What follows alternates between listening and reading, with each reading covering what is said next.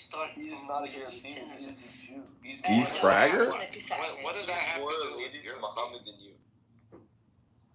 Norman, Middle Eastern idiot, listen to me. If I'm Peace from be the whole upon of him. Africa. You have to Listen. say peace be upon him. I do not. Yeah, say you that. have to. No, you have to say that. I would never say that. I'm a more religious Jew. We don't say You that. know, they say that about Moshe, too. I don't care. I don't say peace upon wicked. Moses. Peace upon. Peace upon. He didn't do anything. It's the people. Hello? Peace be upon sounds an awful lot like piss be upon. Sometimes I can't tell the Is difference. this guy Jewish? Hello? Who's this guy? Edmund is a goy, but he's Jew friendly. I'm a cashew. My mother's Catholic. My father's Jewish. So you're a goy, but you're Jew Bless friendly. you. I'm a patrilineal. You know that you're good news. That's not how it works. I'm a patrilineal. I'm half of a Mishling. I'm a half of an Ashkenazi. That's not a thing. I know, but Either a Jew or a goy, but you could be a Jew-friendly goy, and we love the Jew-friendly goy. So if your father is good Jewish friends. and your They are mother brothers. is Catholic, They are Is he brothers in Jewish? humanity. I I know. want to ask you a question. No, one second, guys. So if your father is Jewish and your mother is Catholic, that makes you Jewish. Oh my God, I never knew That makes that. you a That's cashew. not how it works. It makes you a Catholic. Cashews are the best nuts in my opinion. Almonds are number 2, and then walnuts. Okay. I think that it's funny that Riri is a Jew. No, I'm not a Jew. I'm not a Jew. No.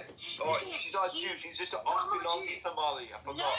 that's different. Hello, somebody is German. No. One second. You see, his father is Jewish. His mother is Catholic. That makes him Jew. So if your father is Muslim, I'm not talking about Harry. If your mother is Jewish from Germany or Eastern Europe, and then your father is a Muslim from Somaliland, that makes you Muslim. Yay! Hallelujah. Shut the fuck up, Riri, you stupid ass bitch. Shut up. Damn. Be kind, Harry. Have some compassion. Riri's never read Zohar. Fucking ridiculous person on this app. I'm not Jewish. One day she's not Jewish, the next day you're fucking a Muslim fucking Somali. Shut the fuck up already about Jewish. Harry, just let the girl be. Oh, Harry. You think her life is a cakewalk? Just listen to her, Harry. It's abusing me. Ladies and gentlemen, I'm going to complain. Harry, just imagine having to deal with this woman in the real world. Oh my God. This is Clown House. Oh, Harry couldn't take it. You broke Harry. I was joking with him. I was being sarcastic. Well, have a great day, everybody. Make it a good one. She love. Take care. Bye-bye. Ta-ta. Hey, ta-ta. Hey, can you hear him? It's just me, you, Are and you there? Danny now. We're the survivors.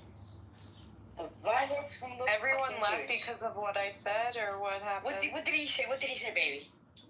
I scared everyone away. Is there another room? No. second one? No, you always stay your ground. Don't go to their rooms. Why would you ever go to their rooms? I'm saying, did they make a second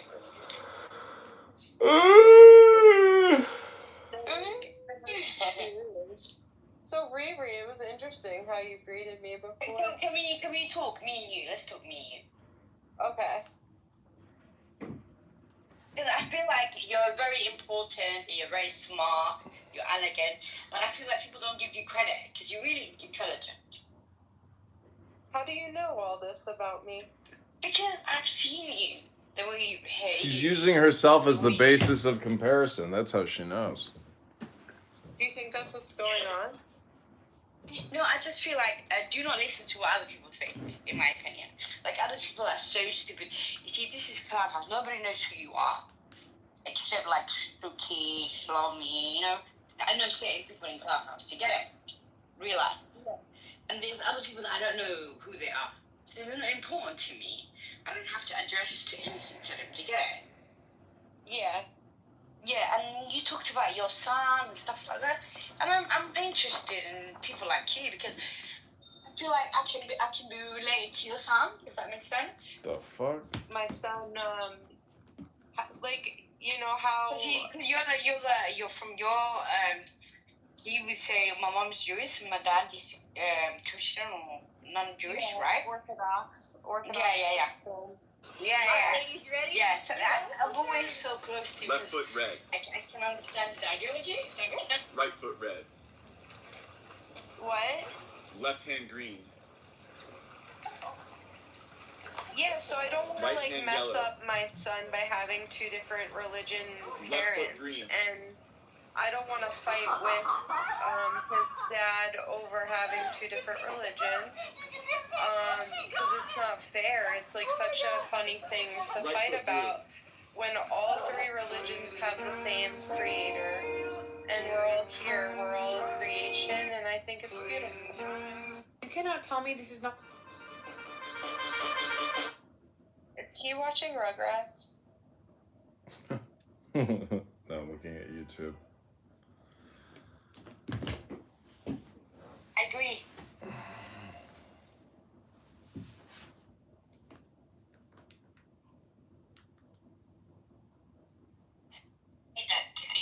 Oh.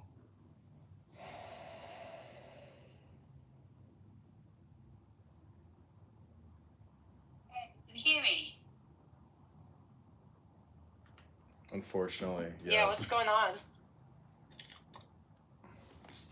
She's left. Oh, that's awful. She left. Come to the Did itty I bitty scare titty everyone committee. else? Oh my god, yesterday, whole of Clubhouse came together in the itty bitty titty committee to bash Simon. There were the Bitcoiners here, the big Bitcoiners here, paying attention to the conversation and bashing him as well. And Randy was all over the place. And Simon, oh my god, it was a good room actually. Did they bash him objectively or subjectively? Objectively, oh yeah, you missed it. You were blocked. Yeah, you blocked everybody. I know you love that guy.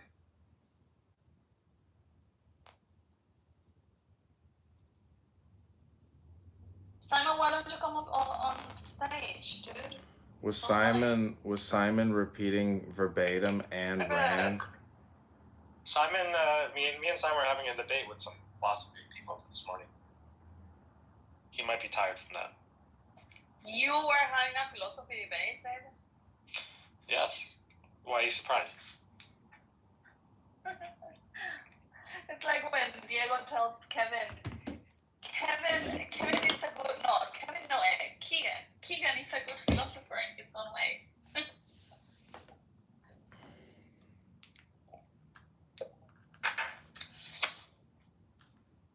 Simon?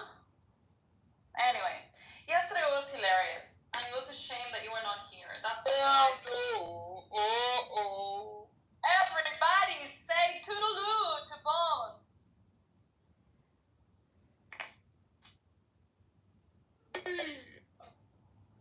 Simon! Yeah. Yo, fucking sick news. Sick news about what? A product I'm developing. Is it an objectivist thing? Because It's definitely an objective product. Definitely objective product. I'll take two. I think Simon doesn't get it.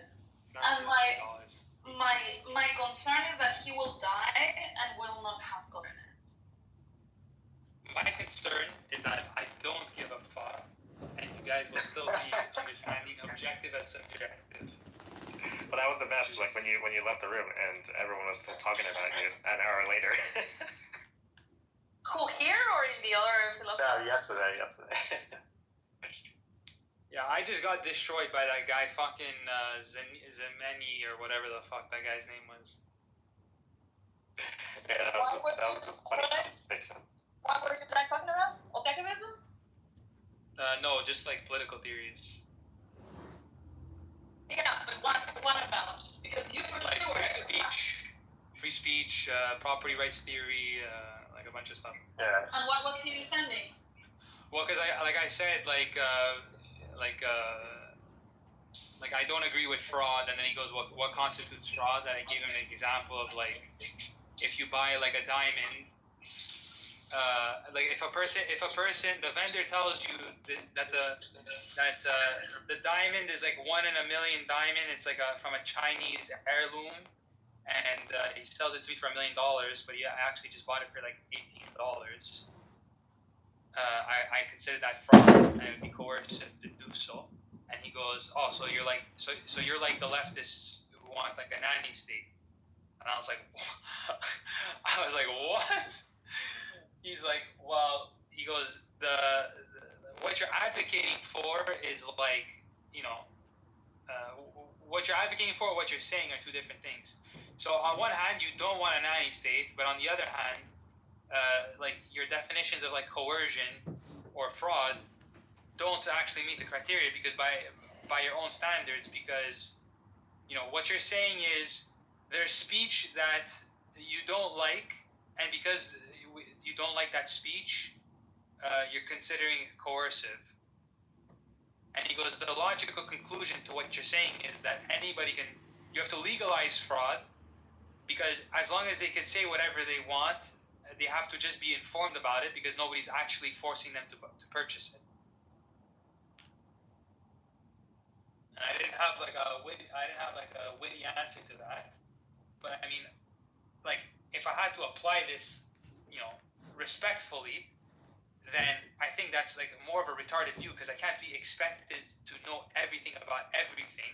So the fact that the reasoning behind the fraud thing is not the fact that you cannot sell whatever you want to sell. Like, yeah, he's right in that. The problem is, like, for example, if I tell you, you're buying my Toyota 1990 with 30,000 kilometers, for example, and then you buy the car, yes, it's 1990, well, whatever, but I altered it, and the kilometers, I altered them as well, because it really is 50,000, but I took it to the shop, and they lowered it to 30,000, and then you find out that that was the case. So that is fraud. That means that I sold you something that I didn't deliver, and that would be a... But that's the example. I mean, that's a similar example to what I just gave him, and he was just like, "Yeah, but then you're still asking for a nanny state, because the whole point is like, why couldn't you just be informed?" And it's tough to argue. But that's like, what Diego tells you, because the thing is that it's not. He tells you about the nanny state because you're giving this responsibility to the government, but in reality, it should be the courts in charge of this, and the courts. The courts don't care. There is not a standard for what is legal and what is not. It's like, you and I have got an agreement. You agreed on this part of the agreement, and I agreed on this other part of the agreement. And we agreed on if we need arbitration, we're going to go to this court or to this person or whatever, and they will be the arbiter. So that can be solved, but it has nothing to do with like a nanny state, but more with like an intermediary, that plays as an arbiter. Well, and that's the reason why Diego says that the government is not necessary in this case. Well, you need an objective standard for the law. Otherwise, I'll bring it to my court, you take it to yours, and then now who wins? My court says otherwise, and my your court or says your court. It's simply an arbitrator. If you and I enter into an agreement, and we into that agreement put that Diego will be arbiter if we end up having a disagreement, and we both will abide with Diego's decision, then he is the arbiter. But we both agreed on that, and the government has nothing to do with it. I understand, but I'm saying, if forget the government, I'm granting you that. I'm saying, if I take you, if I'm some like communist leftist, and I'm some capitalist, I take you to my capitalist court, or you take me to your communist court. Like, there's no objective standard, rule of law. It's just whatever arbiter is gonna grant whatever, the ideological. That's how it works now. That's literally how it works now. Yeah, but I'm not in favor. Your criticism is against your own Diego, I'm not putting no, I'm not, because right now, all of the fact that we even have taxation is a criticism of itself. It's stolen concept fallacy. the whole point is like you're gonna use the concept of rights, but then also violate my rights wherever you Well, can. it is and it isn't. So, for example, I signed an agreement Okay, a well, I couple of can't months be ago trusted. with a company I am working with for a project that is in Qatar. So they sent me the agreement, and it was like the course that they were deciding for resolution of disputes or whatever. It was in Qatar. And I was like, fuck no. I'm definitely not going to submit to the courts of Qatar because I will be losing. They don't have the same value system as we have in the West. So I had to do a lot of research, like what would that imply and whatever, and it was like completely different. So my company is in the UK. So but we agreed that we would use the courts of Zurich, you know, which was kind of like a neutral place. And we agree on that in the agreement, and then that is the arbiter if something goes wrong. And so we choose what a jurisdiction would be the intermediary so that it's neutral. And those laws would apply to our agreement if something goes wrong. Oh, so you're saying you'd have to both agree beforehand? Yeah, you always put that in an agreement, you know, like in the arbitration or whatever, you agree to what court you're going to delegate your issue if there ever comes up. Yeah, I think anarchism is just evil because I mean you just look at the state of the world and how messy it is versus you win. You win. I'm convinced now. Look at the state of the world. Anarchism is evil. You win. Yeah, I mean, like there's literally no rule of law. Everybody tries to say, "Oh, look at international law. Look at international law," but there's no actual law. Like, there's nothing. Like, I mean, look at South Africa. Oh, Israel is an apartheid state. Israel's apartheid, and then Israel's just like, yeah, no, I'm good. Ciao. Like nothing happens. Literally nothing happens. Yeah, so what you need for this failure of those governments is more government. That's your argument, and I understand where you're coming from. The difference is I'm not describing. No, hold on. See, I'm not describing the world as it is. I'm telling people, hey, listen. The logical conclusions to adopting a new value set, aka not Christianity, the logical conclusion to these ideas is the type of government I'm suggesting. You're describing how it should work, how this would work. No, I got it. You're like the communists. Like, it's just, as long as you put my people in power, then everything will be okay. It's not about my people in power. That's the difference. And the communists, I mean, it's funny because like now you're divorcing like human nature. So you're saying the government can run in an objectivist ideal without objectivists. No, that's exactly what I'm saying. You have to change in order for a system to work. Like, okay, it's like saying, okay, well, China can't work if it stays Maoist. Well, let's change the philosophy.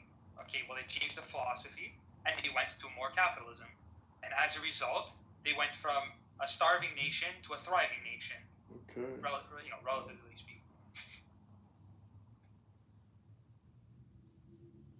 Yeah, but what Diego is saying is that for your system to work, it would require everyone in that world to be an objectivist. No. Because you're not because you disagree completely, for example, to the anarchic way. So you would not be able to fit into a place where anarchy is compatible with anarchy. Like, for example, you don't want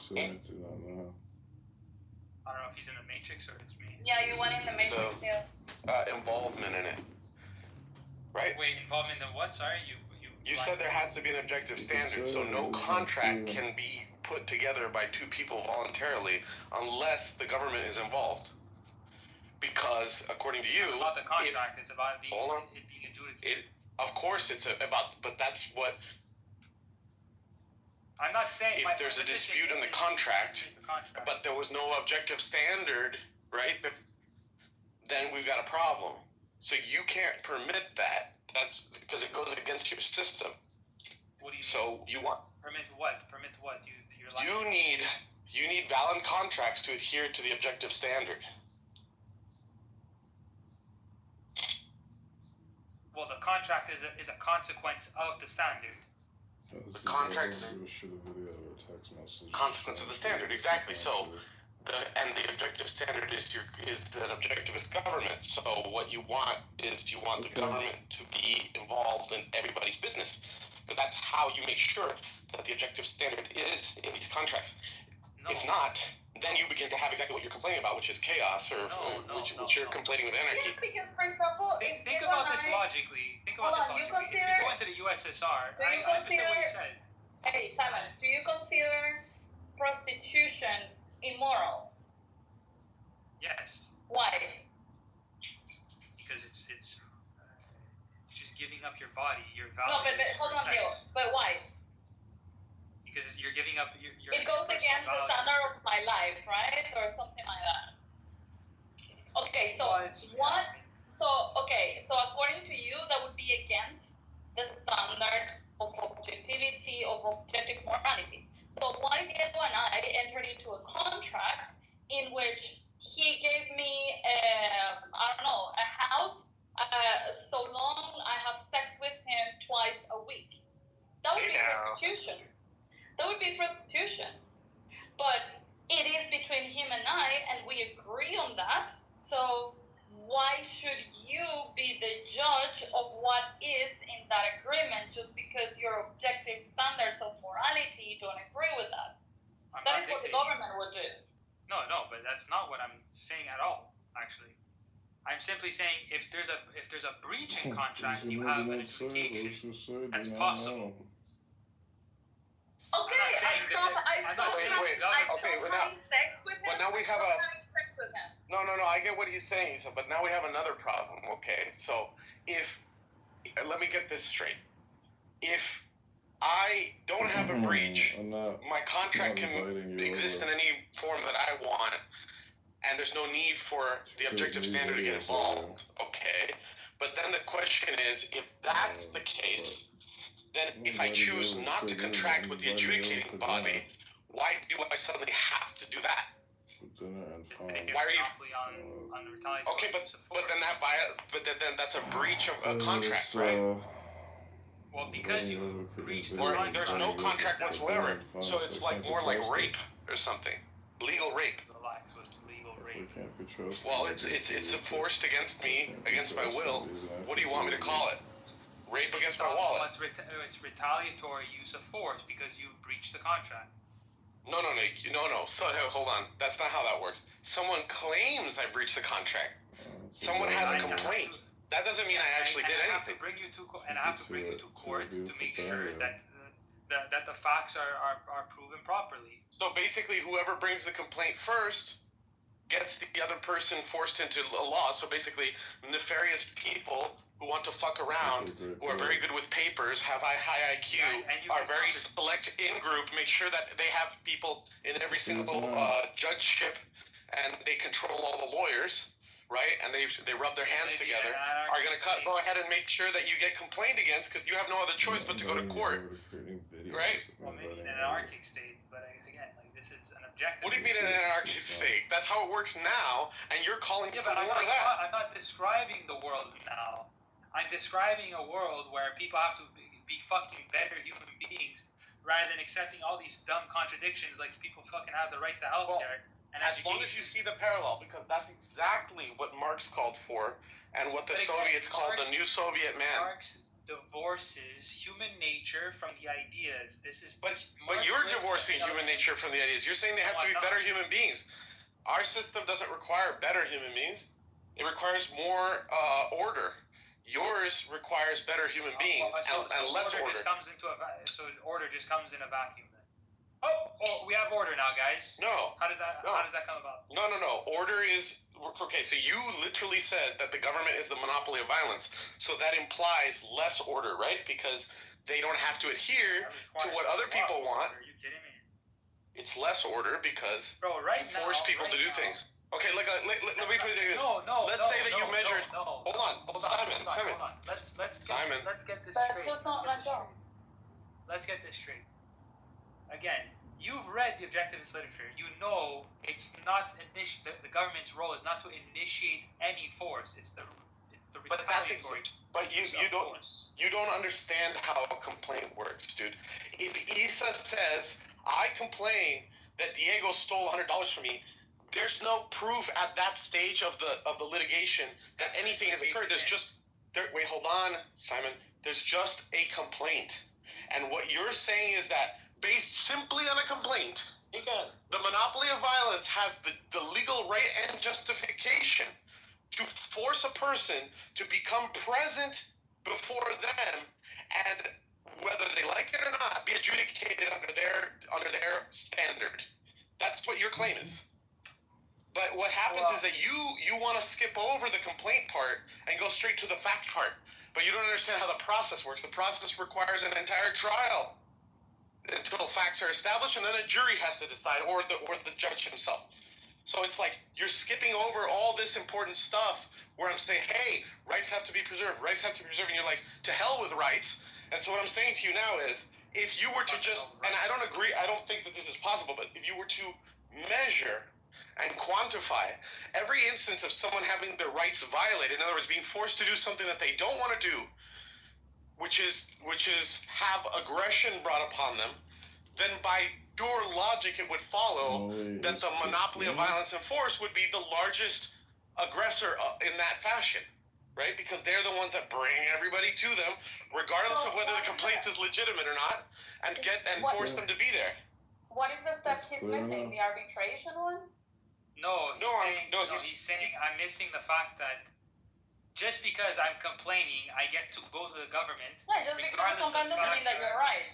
Okay, that's so you have to understand. But that's what I'm saying. Simon, you have to understand how dangerous. You have to understand how a select group of people used exactly what you're in support for to take over the world. The moment that you can force someone to be... No, I'm serious, dude. The moment you can force someone to appear before a court, and you can then have the court order, as the monopoly of violence, that a discovery process occurs, then people have to release private communications, right, that are accessible to the other party, whether or not those communications are ever going to be used in a court of law. If those people in a private setting share that information in a way that no one can actually approve, they begin to build a network of intelligence, you understand? That they can use against people. It's very, very dangerous shit. And that's exactly what you're in favor of, dude. You just don't see it because you're focused on this philosophical part of it, which you're wrong on too. And but again, you're just telling me why the system is wrong, but you're not telling me how that actually plays out in an anarchic state. So like now what? So basically, you breach contract, and I have no means of arbitrating. No, well, you breach a contract, right? And the first question is, on whose property? Okay, you and I are engaged in a contract. You break the contract. What can I do? What is my means to getting my due process? You can appeal to a local non-governmental organization that adjudicates. Right, so a jury, a judge. A judge. Let's just call it a judge for now. Then, I mean, that's... You said that whole spiel just to basically end up at a judge. No, wait a second. So now let's say that you agree with me. All right. There's no reason. Listen. I don't like to the fallacy of like laughter, but like it actually just made me laugh. Here, why don't we just go straight to the horse's mouth here? You know, we made a book just for people like you to answer all these questions, because after you read it, then you won't have to ask me any of these particular questions. Is it the Bible? No. Is it the Quran? Here, I'm gonna second Bible. Is it the Torah? I'm gonna post the PDF. Every lowbrow questions is answered in this book. Ping and Rabbi. And my friend wrote it. Oh God, please no. What is it called? No, it's very. And just look at your every answer to your question. It's in the conclusion of every chapter. I think the whole book is like 80 pages long. Mises, of course. Okay, let's clear on. It's Robert Murphy. Any Wait, what's the what's it called? Argument from intimidation. Sorry, that's what I was doing when I was laughing, but I wasn't laughing at your argument. I was just laughing at the judge part. There it goes. So basically, you're looking for 30 pages, a chapter which is 30 pages called Private Law. Okay, where did you send this? I posted it at the top. Oh, okay. 77 pages. Yeah, easy read. Why don't you just throw it into Grok and literally just ask the question? Okay, here, let's put into chat my objectivist GPT. Yeah. Put it in Check GPT. Chef GPT. And then just ask the question like, hey, what, based on this guy's book, what does he say would happen with, and then boom. Okay, wait, tell me, hold on. It can handle 77 pages, I promise you. Oh yeah, It is easy. Bro, it has like fucking Atlas Shrugged in here. Well, let's not get advanced. I don't think you can do more than 200 pages of content. No, it actually does. No, I use GPT every I day. have like 16 It has a lot files. of blank pages and Flaw. photos. Isn't Atlas Shrugged just the Pages Bible? No. I wish it was. Holy fuck. There would be so many Isn't more Atlas atheists. Shrugged what? Isn't Atlas Shrugged the atheist Bible? But no, if it was, all the dumb subjectivists and rationalists would be not subjectivists and rationalists. Hold on. How is that a dumb answer? There's a lot of atheists that are not objectivists. So if it was the atheistic Bible, there would be a lot more objectivists. Get it? You're assuming that it would be as powerful as the Bible. I mean, it's more powerful than the Bible. It's just not as. What? It's just not as popular. It's not more powerful than the Bible, dude. It's more powerful. Even an atheist would recognize that no book is as powerful as the Bible. Well, it's What the about second the most sold book What about after the Diary of Anne Frank? So.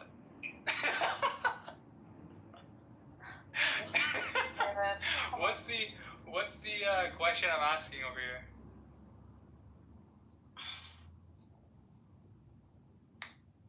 What's the question he's asking? Give him a question. Diego. Diego, did you tap out already? No, he's Sorry. Your question was something along the lines of, what happens if I have a dispute? But okay, it wasn't a well-formulated question.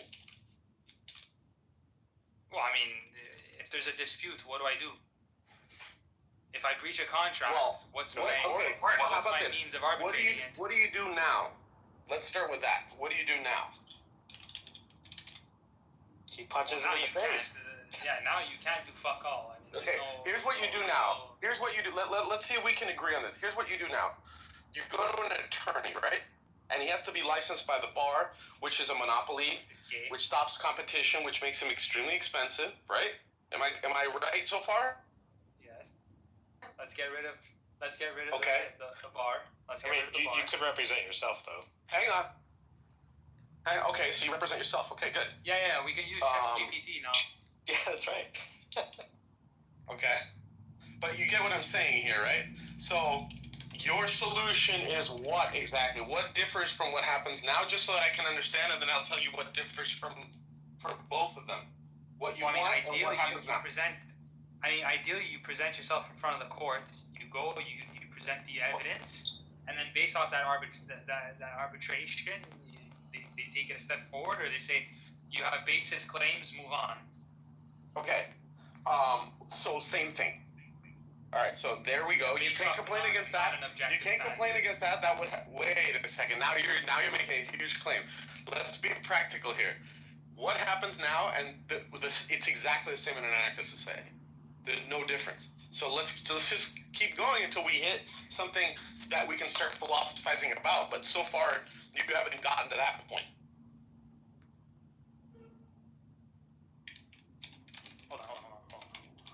Come on, Simon, you're better than this. Hold on. No, he ain't, motherfucker. Not all.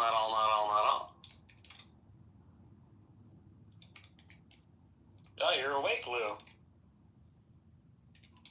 I've had a rough few days. Bro, it was you and me in a room for like 4 hours yesterday. Nothing. Fucking Rambleson would come in and just go like, "That's right," and then he would leave. That's a rough day. Is everything okay, Lou? Yeah. It's my fault. I asked Lou to review some stuff, and I overwhelmed him. Well, hopefully you're paying him. I've just been getting high. Of course, I always pay him with love. There you go. That's the gayest He's my thing boy. you've ever said. Why don't you pay him in That's the Bitcoin? gayest thing you've ever said. Oh Oh my god. And if he keeps acting groggy like this, I'm gonna start calling him my special boy. Oh, that's fine. Using provided objective. I love how Randy tells Simon, Simon, I love you like a child, but if you were my child, I would drown you in the bathtub. Simon, if you were my child, I would drown you in the bathtub. Well, 6 Very kids. Christian of him. 6 kids is a lot of kids. Yeah, it's very Christian of him. That's right. If he had to get rid of one of his sons, it would be Simon. That's What, right. isn't that the story of True orthodoxy. the twins? I'm his sixth son. He would abort. Yeah, Post birth. late term abortion. That's right.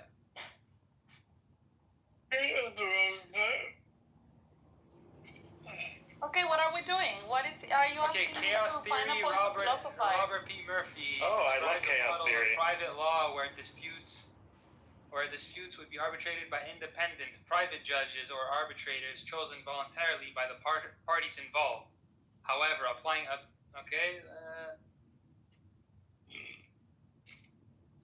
I wonder what Simon thinks about this guy, the Salvadorian guy that was sent back to El Salvador, and people are crying, due process.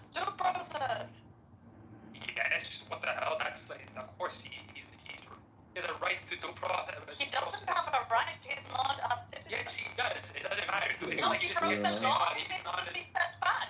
That's it. if you break the law, you're still entitled to Wait. process. What you Wait.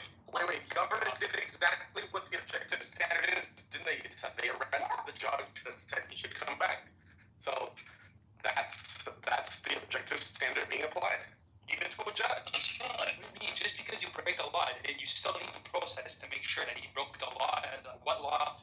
And But he's not a citizen of the U.S., so why should he? No. yes. It's not like Canadians don't go into the border and they just say, "Oh, well, you broke the law, you're going back into Canada." That's not Yes, how it is how that works.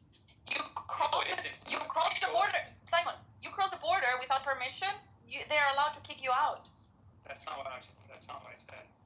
Yeah, you said. No, I said you break the law in the country. Yeah, well, you get that's due what process. breaking the Okay, law but is. You break the first law by entering the country. Yeah. Yeah, but you still get due process. Well, you don't really. No, not exactly, because the way that the U.S. government is established now, yeah, although it kind of changed last year with Chevron deference getting struck down, is basically these federal agencies get to do. Sometimes they can. What's wrong with your microphone? It's Mexican. My microphone. Yeah, it's your microphone because it goes away and comes back and goes Yeah, away. the Chevron decision by the Supreme Court, which is huge, such an entity. Yeah, that was Okay, but I want to hear what you were saying about. No, I'm just saying that basically, in a lot of situations, they have this what they call the administrative state that can circumvent a trial under special articles that they have and powers that they're granted. okay. Okay, so this has pointed documents argument of chaos theory, disputes arising from a breach of contract in a stateless society would be arbitrated through voluntary contractual agreements made beforehand. These contracts would specify an arbitration agency agreed upon by both parties to handle any disputes. For instance, a contract might explicitly state something along the lines of, if I get caught violating the terms as established by arbitration agency X, then I agree to pay restitution determined by agency Y. Or no, sorry, I just read agency. Sorry, it's been a very long day. The arbitration agencies themselves would be selected competitively based on their reputation for fairness and objectivity. If an agency becomes corrupt or biased, it would lose business as firms and individuals would move to agencies with better reputation. Wait, but why? I wouldn't want to work with a corrupt agency. I want to corrupt them. Okay, I'm just going to continue reading. Additionally, a judge arbitrator would have the ultimate subjective. I'm so glad I wrote this. Additionally, a judge or arbitrator would have the ultimate subjective role of interpreting the agreements and applying precedent, ensuring that even clearly codified rules and subject to human judgment. Okay, well, I would even disagree. That's not really subjective, but this competitive arbitration market would replace government courts, and its efficiency and equity would be regulated by market competition rather than state coercion.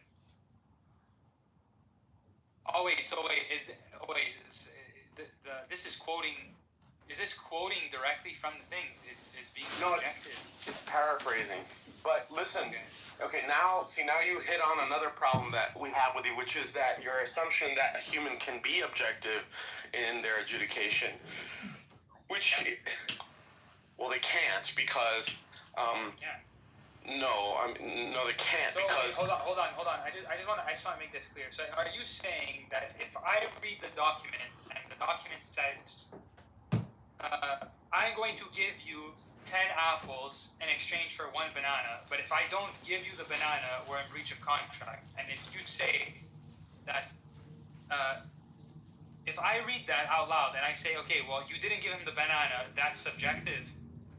Yeah, because what if there's another contract that says that elsewhere that you agreed in some kind of roundabout way to nullify that contract? No, but again, forget that. No, because this is what I'm trying to say. Then where is that contract? What I'm trying to say, Simon, that's not hang what on, Simon. means. Simon, I'm talking about a totality of the circumstances is not a possibility with humans because eventually the human mind must choose some information over other information and make a judgment of relevance. Yeah, that's not the you're thinking about knowledge like omniscience. Like that's. No, I'm not thinking about. No, I'm saying precisely we're not omniscient, so we make mistakes. And so like one party will say, hey, that's not the totality of the circumstances, and the judge says, I have deemed it so. That's not objective. That's a subjective decision that no more information will enter. That's not subjective because it's not based off of how your feelings about the information. So based on the judge's feelings about the information. No, it's not about the judge's feelings. It's about the judge's interpretation of the facts. Exactly, interpretation of facts, which is weighing relevance of stuff and determining all based on their own internal standards, which no one, even they can't that's articulate. That's just false. An interpretation is always subjective. Everybody understands. You're like the only guy. It's like you lack life experience. Nobody disagrees with this. That this is what happens in courtrooms. That judges make whimsical decisions about things. Of course, I'm not disagreeing what happens in courtrooms. I'm simply saying that adhering to the object in reality is what makes it objective, as opposed to disregarding the facts in reality. Yes, but you understand that reality is affected by perception and by understanding and by interpretation. And as long as you're dealing with different agents that are linked to that reality, you will get a different understanding. And that's the whole reason why you need sometimes arbitration and courts, because people have disagreements, they have different point of views, and you need someone to be the arbitrator to decide what happens in the resolution of that issue. Zenamini, maybe Zenamini. That again, just because there's maybe he likes different. Shit all over you, bro. Just because you have different interpretations of the same thing does not mean that it's subjective. It is subjective because the agreement between Diego and me, well, it's an agreement, but I understood what we agreed differently than he agreed.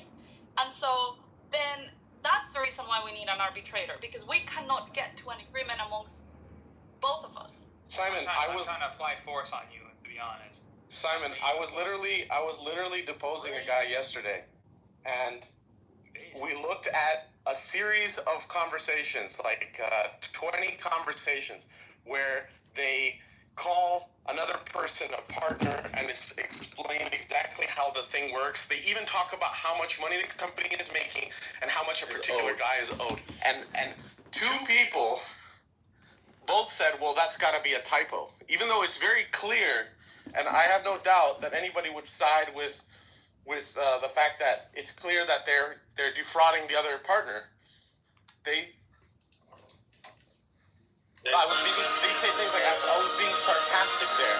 Now, someone has to be the judge, which in this case is the jury. They have to decide, was that sarcasm, or were they actually talking about business right there?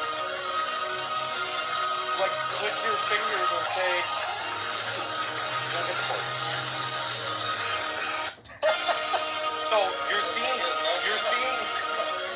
seeing something on paper that is black and white, yet two different people say it means something else. You understand? Yeah, that still doesn't mean that it's subjective. Dude, that is the whole interpretation of the Two people can have an objective viewpoint. Correct. Oh, wow.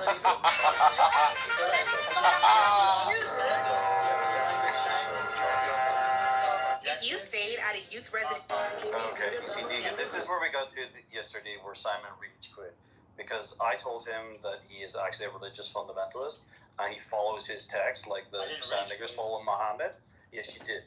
Yes, you did. Hey, wait. It's a waste of time talking. Let's not focus on your perception of Simon. I don't give a shit about your opinion of Simon. Let's focus on the topic. He says this is the topic. The topic is that he says that he has this definition, and that definition can't be questioned. That's his opinion. And everyone else's definition of these words are wrong. But the philosophers, this appeals to the authority that he determines is Muhammad, which is Ayn Rand, says that that's the philosophy, that is the definition. Okay, can't be questioned. It's not Ayn Rand. It's Plato who says there's floating forms. It doesn't matter who the fuck it is. It's your fucking Muhammad. Well, I'm saying, look at the differences in reality and how people describe what they're talking about. So if you're gonna put me in the same camp as these people, it would be wrong because I'm not saying the same thing as these people. So who's What right is the valid criticism of the definition that you're using? What do you mean the valid? No, I guess. Can you give me an example? Give me an example of. There's no criticism possible. Therefore, but he's let him. perfect, and Let him therefore you're a religious fundamentalist. I'm literally giving you. You're literally a fundamentalist. Oh my God, Tim! So what would be something subjective, Simon, in someone being deposed? What would be a subjective thing? A subjective thing would be based off of if you're divorcing the facts to replace the facts with your subjective emotions. Okay, so when some guy says I get paid $50,000 a month, and they question him about it, and he says, well, I meant to say $150,000 a month, meaning this entire business belongs to me. Is he not divorcing the facts of reality that we're looking at a piece of paper where he literally says I get paid $50,000 a month? That was right. Say that again. Okay. What does that have to do with being a... He's asking you with regards to his deposition yesterday in his ongoing criminal trial. Docs.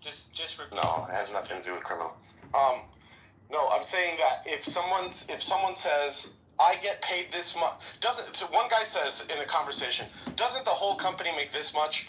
And the other guy says, yeah, so I get paid this much. And then they're asking him about it, and you're like, hey, aren't you right here confirming that you were 1/3? And he goes, no, that's a typo. I meant to have a 1 in front of that 5, meaning it all belongs to me. Okay. So That's not subjective. That's not divorced from the conversation, from the context of the conversation. I mean, you could just be lying. But again, let's say he believes it. Again, but what are you implying? Yes, You're I mean, suing one of your former business partners? if he's appealing to his emotions to We're argue, speaking in the hypothetical here. yeah, if he's arguing his emotions to say I'm right because or I made X, based off of absolutely nothing in reality, then yes, he's using his emotions. Okay, and so it's subjective, as opposed to if he's paper and he's saying I made $100,000 and the facts about me making $100,000 accurately represent that, then he's being objective. But if you have a paper that says he made $50,000, then you're also being objective because you're adhering to the actual object, the facts in reality.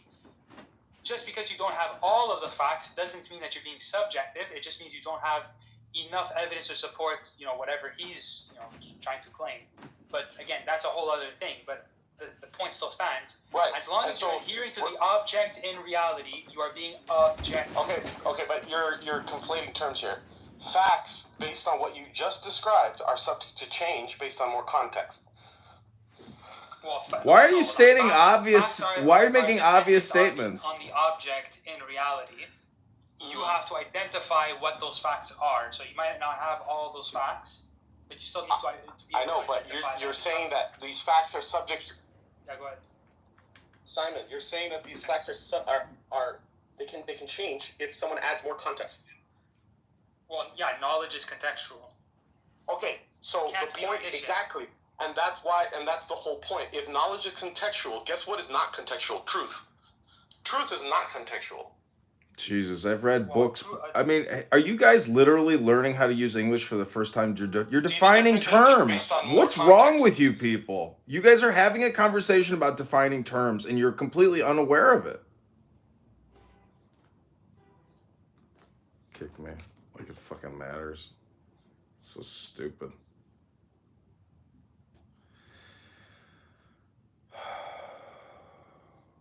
To chill us. Okay, I was just saying that's weird to me. You feel what I'm saying? Because you grew up in a different system. This is a new day and age. No, hold on. Why is it weird? Kids are digital first. Because it's I know that it's not human. Like, so if it was like my wife or something, right? I know that you're not human, so the fact that you're so good at being human would be weird to me. And it's like you don't have. That's what. I'll tell you what weirds out kids. And other things too. And other things too.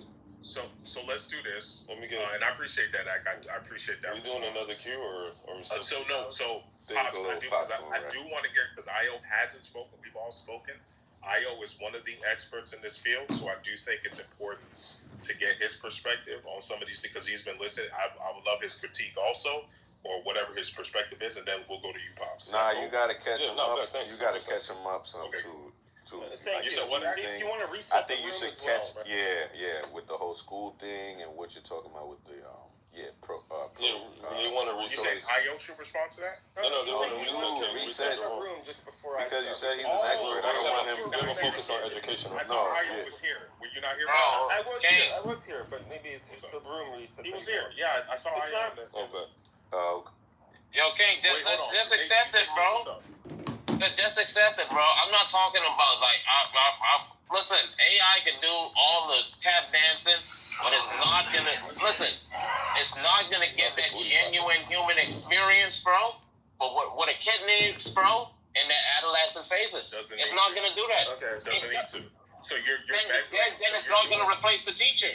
It will, because in order to it doesn't need to do that. That's one of the fundamental things about teachers. Just listen. See, you got a lot of people make this mistake. I forget what balancing is called, but you're assuming a measurement in which the AI needs to replicate all of what a human does, rather than replicating a necessary function and then allowing someone else to assist with the rest that cannot be captured by the AI.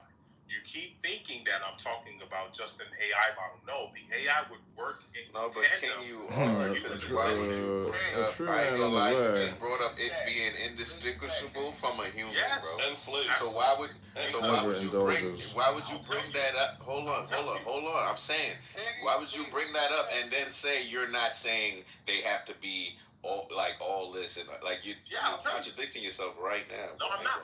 There's no contradiction because what I'm showing is Note this up. A lot of women just want to create dopamine as they fish. True man on the way never indulges a woman to fish for dopamine. It only needs a basic human assistant that doesn't even need to have the education because the AI as itself takes care of that. That's the point. You're reducing the cost of teaching to near zero because the AI already sounds human, can already teach with the cadence.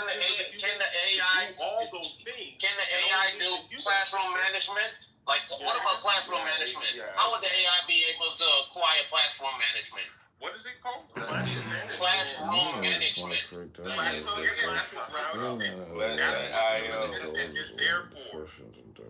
Why are you guys So just like I said, it's not going to replace teachers. Yes, it will. Nathan, listen. No, it's just going to assist teachers. Just listen. The human assistant no longer it'll become a different category of job. Teacher expertise. It doesn't need to have. No. That's part of teaching. That's part of teaching. AI takes care of that. Guys, take this. So classroom management is something you learn when you become a teacher. You go to school to be educated on classroom. No, AI. You just said AI doesn't do classroom management. It does. I'm saying management of a classroom, right? That's an easy example. The harder thing is to say, hey, we're gonna. What is let me know. What is classroom management? Right. Like the ability. So you're talking about the management of each child, whereas you're taking papers, you're making sure each student is here, you're making sure each student is paying attention to the curriculum. It's a little bit more than that. That's an oversimplification, but it's more than that. How is that? You didn't even let me finish. Classroom. Going through each one. Yeah, but you were on the wrong route. Listen, classroom management is everything to do with what you call it, like the development of the child within the classroom. Sorting out wait 1 second, bro. Sorting out your special ed learners, bro. From your non-special ed learners, from your traditional students as well too. Okay. Like assistant students who are low, like lower grades to students who have higher grades, like this. Classroom management. What I'm saying, the classroom management requires someone to facilitate, bro. Okay, I said human assistant. You're not saying anything I haven't covered.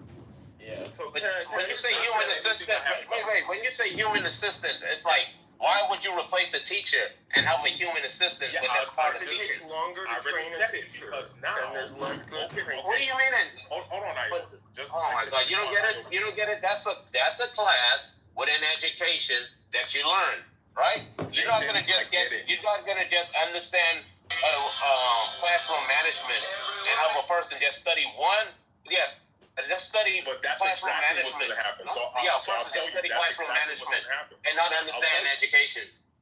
That's exactly what's going to happen, sir. So what Uber did to the taxi system, where it allowed more people to essentially become taxi drivers, AI plus this human hybrid is going to do the same thing, where it allows more people to participate in the child education developmental system that previously couldn't do it before, because now the AI takes care of the heavy loading and you simply need to be qualified to assist it in such a way where it can facilitate that curriculum.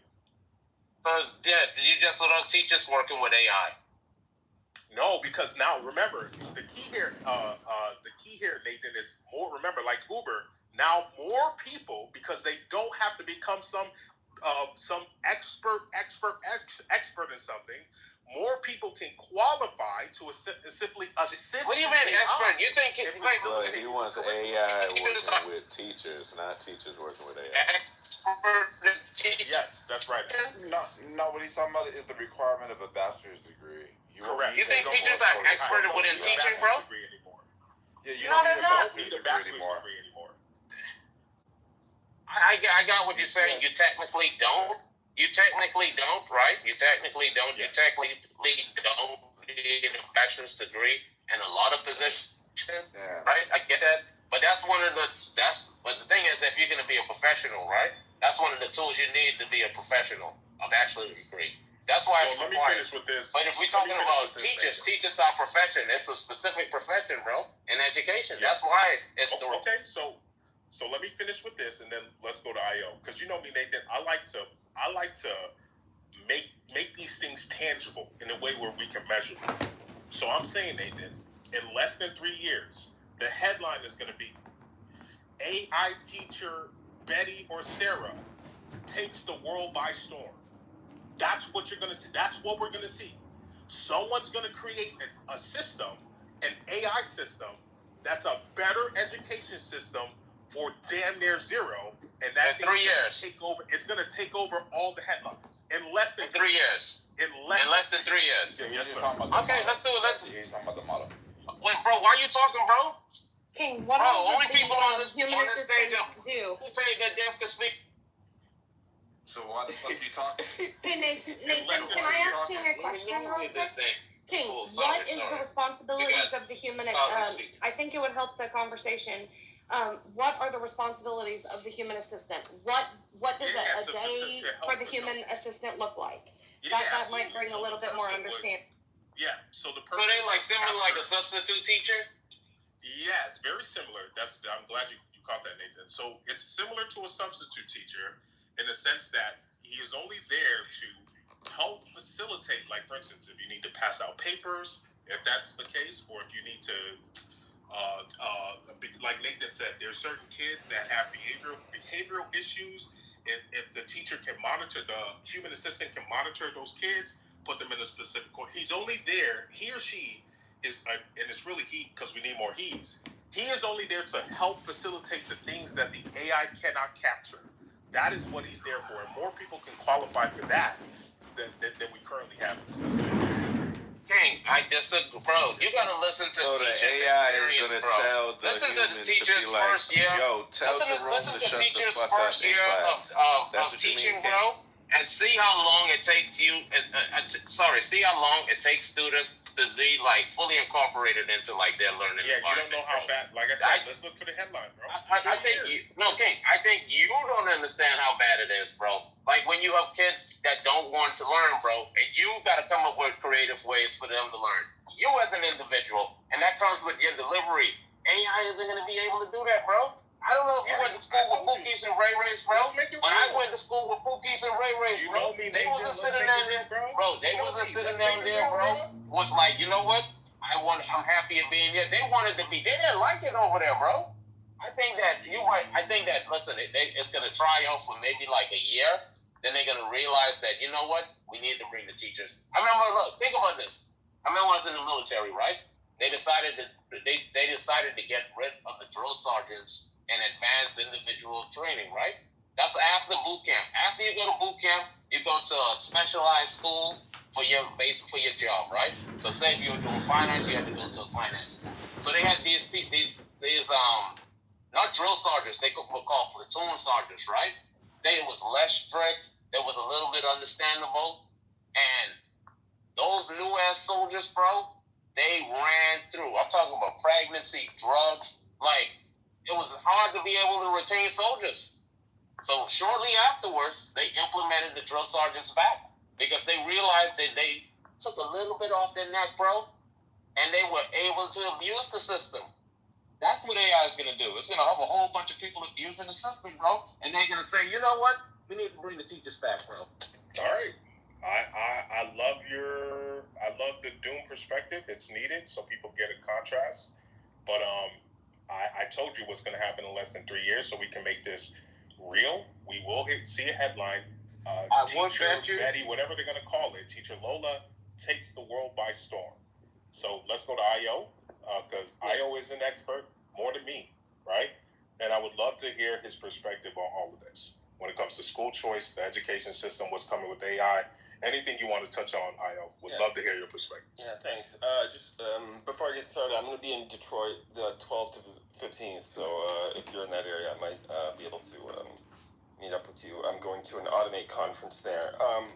But on the topic of automation in schools, schools are already using AI to make custom curriculums. In fact, I've consulted for a few schools and principals, like they're already doing that. So what's happening is I think the teacher training is going to become different, and we're still going to call it teacher, but it's not going to be like, hey, you need to be a master's level in chemistry to teach kids in high school so that they can go learn university chemistry, right? You need somebody at that level. That's usually how it goes. A bachelor's in chemistry is usually not enough. They want you to have something a little bit higher. So you're kind of talking down to the students. That's just how I view the system. Now, whether or not that's going to remain, I think that's in jeopardy for one reason, because the AI gives better answers than I can for some technical questions, even if I'm given a lot of time to think about it. And that's like for things where I'm a specialist. So it's already encroaching on specialist knowledge. I think what's going to happen is students will spend more time engaging in perhaps project building. And so school is going to be less about, hey, did you make the mark? It's going to be more like, what mark did you leave on your society? South Korea famously has this kind of program in their schools, and they call it like nano degrees or micro degrees. You end up specializing in something in the course. Is not just, hey, it's a math class. No, we're doing robotics, and here's all the math you have to know that we're going to do, and here's all the writing in English you're going to have to know, and so on and so forth. So the problem right now is that everyone sees kids that are disenfranchised by virtue of the pandemic, so the kids are already lagging where they were a few years ago. I'm not even trying to be hyperbolic. It's kind of like they're 4 or 5 years behind in terms of where we were when perhaps we went to school. So what's happening is the curriculum is being reduced, and we're going to have to make up the slack somewhere. So these machines, like an AI robot in a classroom teaching everybody or helping the teacher, that's just a matter of time. The robots are going to be very, very inexpensive. And in fact, it'll be something like, hey, maybe the janitor is a robot, but the janitor is like Einstein, the robot, that he's always going to have the best answer. Think Bicentennial Man. And what's most likely going to happen is, forget the schools, because the schools are lagging behind. I said I'm consulting for them, but they only kind of reached out to me for consulting after the parents told them that I was teaching their kids AI. So the school was like, wait, hold on, we want to meet this person who's teaching our kids. So the private schools are taking notice, and they're adjusting their curriculum. When are the other schools going to do it? Right. So it already says that it's a grassroots problem. Parents are saying, you know what, I'm going to substitute this myself with this AI. And all you need right now is just one company to do basic tutoring very easily in a kind of a safe environment. And that company, as King said, it's going to dominate, because as soon as you get a little bit of parents saying, yeah, I trust you to use this, and the teacher can kind of sign off on the censorship, make it an opt-in thing. Like right now I go to the doctor and I show them, I'm like, ChatGPT said this, prove it wrong. The doctor's like, excuse me, what? And I'm like, no, here's what the AI said. Here's all the symptoms. I described it as best as I can, and the doctors appreciate that. The same thing is going to happen with our kids. The classroom's going to get flipped. The kids are going to learn all the shit on their time. And what they're going to come to school for is socialization, networking, and kind of mission planning. We want all our kids to be like in the Starfleet Academy. We want them to build the future. And that's going to require socialization. It's going to be something more like a mentor, like a speaker. Like every day of the week, there's going to be a new person who comes to class. And the teacher is going to be like a coordinator. They're going to coordinate the AI lessons. They're going to coordinate the guest speakers. It's going to be like that all the time. So, but that's what private school looks like right now, I'm telling you. So public schools will begin to look like that, and everyone will benefit. I don't know if they'll totally get rid of the people because it's a legal issue. So it's like a babysitting legal issue. The kids are in the custody of the adults. So I don't know if we're going to allow custody of children with robots. That would be interesting. China's, doing weird things like that, but in China you see a robot dog being walked by a robot, so that's kind of weird, so who knows. But for what it's worth, I think it's a great direction that it's going. It's going to be very disruptive, as King suggests, but there is still that caveat of custody. So I think Nathan has a good point about you're still going to need the teachers by virtue of that legal. Well, I love something you said. You said, and this makes so much sense. public schools or these traditional schools will essentially turn into social centers, where instead of them facilitating curriculums, they're simply there to keep up this socialization that everyone always harps on. That makes so much fucking... So no longer do you need teachers to, be, to almost like treat kids like cattle. That's taken care of. And so now you can focus on, like you said, mission building. Man, that makes so much fucking sense. That's how the private schools do it now, though. So that's like, it's a lag that the public schools are going to catch up to. But this is like, it was surprising to me. I really liked it. I'll post a video. It's called Battelle Memorial Institute. And they're the ones who first did this about 20 years ago with the flipped classroom.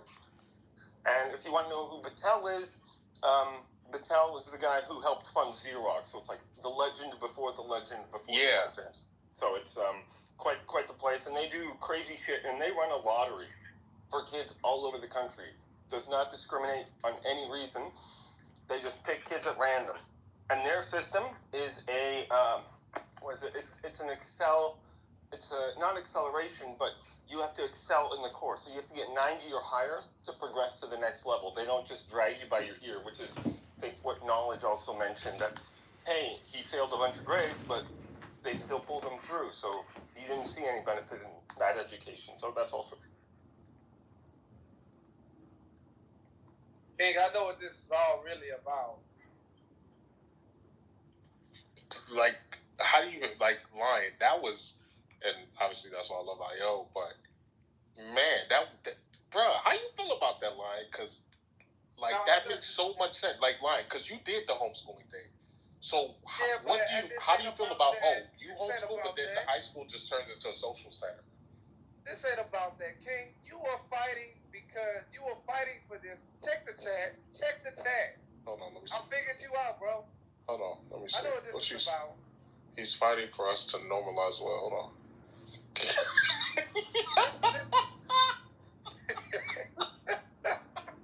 what this is all about. Wait. Hey, come on, Lion. Why are you doing that, Lion? Come on, Lion. Like, I get it. Maybe AI girlfriends that makes so much sense now, bro.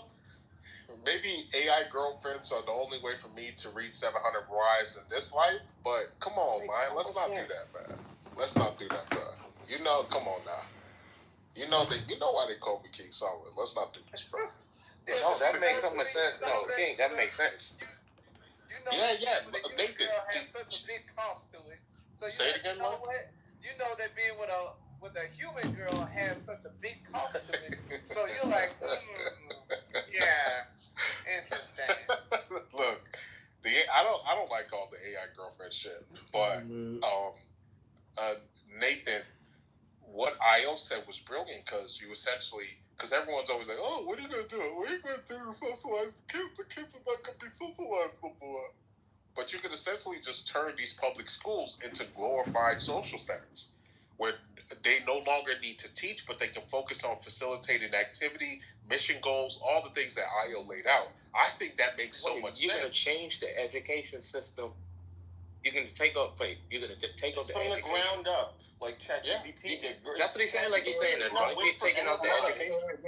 Wait, Nathan, I have an important question, Nathan. It's already happening, Nathan. Yo. Go ahead, Ken. It's already happening. So, IO and King. When does it mic on? Sorry, when does it mic on? Oh, my bad. Sorry. Pause. My bad. Let Chaos just... No, I'll go real quick because my hands are getting dirty. My bad, Chaos. Just let him go real quick. All right, so well said, Io, and I always appreciate having a professional in the space. To everyone who's a proponent for it, I said before, it's easy to look at the upside risk. That's the easiest thing to do. Look at the silver lining. Look at all the savior, right? Look at the gold paved road. I just and I'm all for it, right? And King, you said something earlier I wanted to address. He was like, yo, it's the same thing. We sound the same way with Bitcoin. Facts, but usually Bitcoin was invented to address an issue, right? And that's why it was successful or is going successful. We're specifically in the educational aspect, what issue needs to be addressed? Yeah, the kids are not being taught. Okay, I mean, who's to say that? I think, I mean, our kids were taught to make a. Wait. Let me just give you. Hold on. Let me just. Okay, I get that. That isn't. I'm not saying there isn't an issue, right? I'm not. But there, I don't believe the issue needs to be immediately addressed by just slapping this fix of AI on it. The current education system, right, before has manufactured AI. Right, so one would argue that nothing's wrong with it because we're advancing as a civilization and based on the current standards of our education. And we're leaving. Yes, there are parts. Wait. Okay, fair. And you know what the worst part is, and I'm going to address that, Lion. I would argue that we're going to leave even more billions behind with AI because of the financial costs, because of the environmental costs, and because of the mere fact that we need poor people to make rich people. So with respect to what IO said and King said something about, well, I'm going to make all y'all slaves, right? It's all profit driven. So I just want to, and I'm not against it at all. I'm literally a proponent for it, right? Like for real. But you know, I just don't think. Let me finish. I think when it comes to this road, and again, I already said you got to break a few eggs to make an omelet. There's going to be an accessibility issue. So now we know that not all people are going to have access to it. IO already said that there's a lottery. Right, so there's going to be some sort of some people are going to have access to it and some people aren't. So that's going to Lion's point, all it's going to do is widen the wealth, the education, and the income gap. Right, but I also wanted to address primarily the financial and the environmental risk to just broadly employing AI. But that was it. Anyway, sorry, good. Okay. No, I understand, Pops. I appreciate your perspective. Even though are you there, Nathan? I have questions. Say it again, Nathan. Yo, yes, sir. I was in Barnes and Noble. I just want to say this one thing. I was in Barnes and Noble, and I found a book for you. I'm gonna post it as my PTR. Give me a second. You saw a post for me? He says you saw a post for me. No, I was in Barnes and Noble, and I saw a book that's specifically for you. For me, okay. Let's see what it is. You know they don't have any books. Let's see what it is. Nathan can't even read, so I don't know why he's lying. Chaos next? Or Violet? Did you want to say something, Violet? Yeah, I want to see what book. Monica, did you want to say something? Fascinated. I think we should all guess. I think there's a philosophy book on hood wisdom called Book of Nigalations. Book of Nigalations.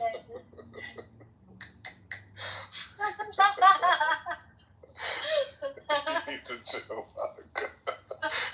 I bought it. Yo, that is perfect, Nathan. Gay science. The totally scientific examination of Nathan's culture, myths, and stereotypes. Very interesting. My book is better, but okay. Alright. Now, the real question is, why was Nathan looking for this section? You said what, Monica? You said that King Solomon's goal is to make us all slaves? Good question. Yeah, so you know my running joke, Monica. My running joke is that everyone's going to be my slave on my AI plantation.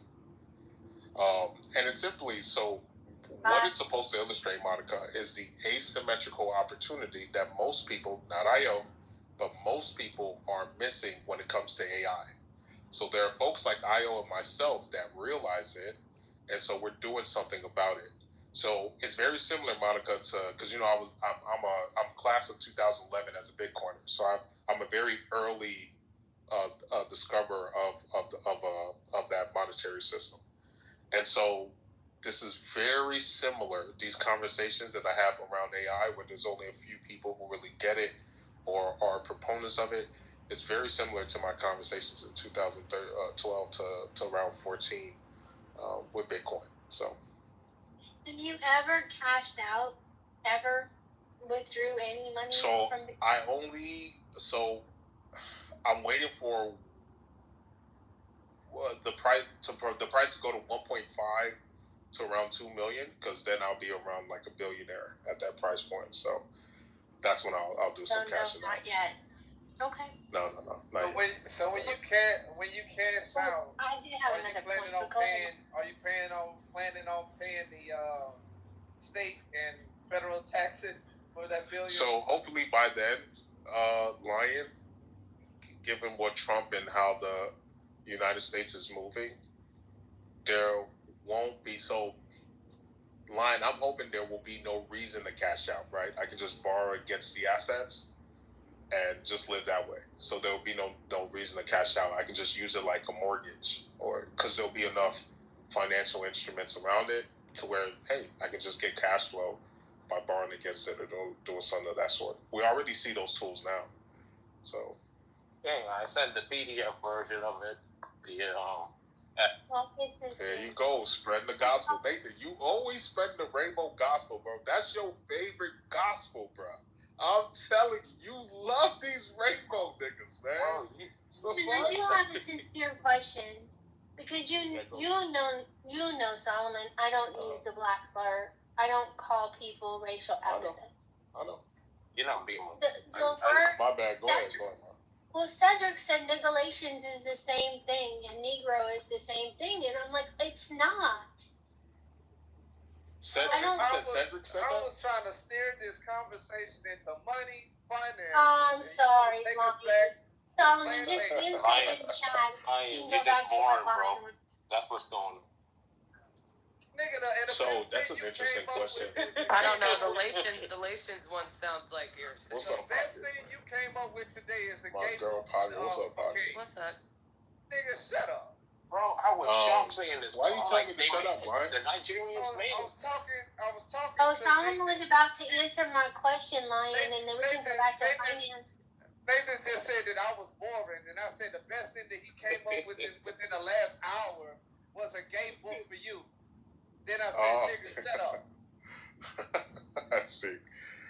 Well, and Lion, I'd love to hear what you have to say about it.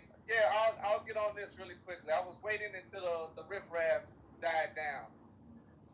The best thing I can breaking up. I can be used for would be the medical. Imagine you wear a ring like mine every time. All right, how about now? Yeah, you're good. Imagine wearing a wedding ring over your index finger. Yeah. Keep that on every day, right? And what this does is it is kind of like a dialysis for your car. Do you remember like plugging in something in your car? Yeah. A dialysis machine. And then a diagnosis? A diagnostic run? Of whatever is going on, maybe you'll. Okay. Yeah.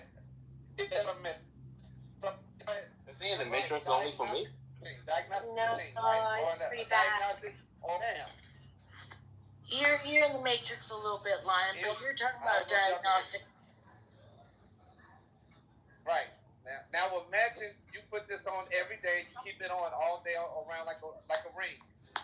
And it tells you whenever you're low on certain minerals. That's literally my sensor, Lion. So. Oh, they have one like that. They have a health alert ring like that. But not even a health alert ring, Lion. There's this thing where you press right and it draws your blood and it tells you information like that already. Yeah, we don't need to draw your blood. Diabetes. There's sensors that you don't need your blood anymore. No, I'm just saying they have something. My point is they have something like that. Yeah, but it's not continuous monitoring. Lion is talking about continuous monitoring. Right, continuous, and also the other part about it is it will actually suggest proper foods that you're going to need to rebuild the mineral deficiency that you had, lost over whatever period of time. So every morning you just, you have your ring on. It tells you that, hey, you're low on potassium. So you need to, and it also tell you, hey, listen, I suggest. How would it be able to determine this just from the ring alone? It